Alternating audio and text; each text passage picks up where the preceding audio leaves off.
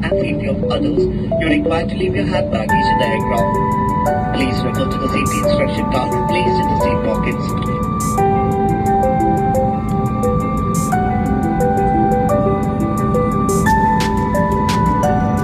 Economy class में life बस seat के नीचे रखी है। बिजनेस क्लास में लाइफ बस नीचे वाले आर्मरेस्ट के कंपार्टमेंट में रखी है।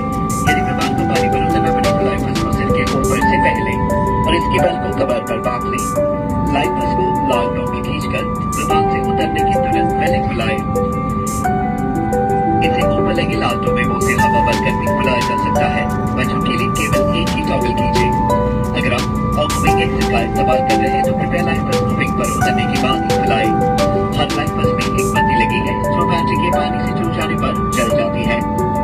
याद रखें, लाइफ बस को सिर्फ आपातकालीन स्थिति के दौरान ही इस्तेमाल करें। बिना कैबिन क्रू के निर्देश से इसे फुलाना और छेड़ना सख्त मना है। धन्यवाद।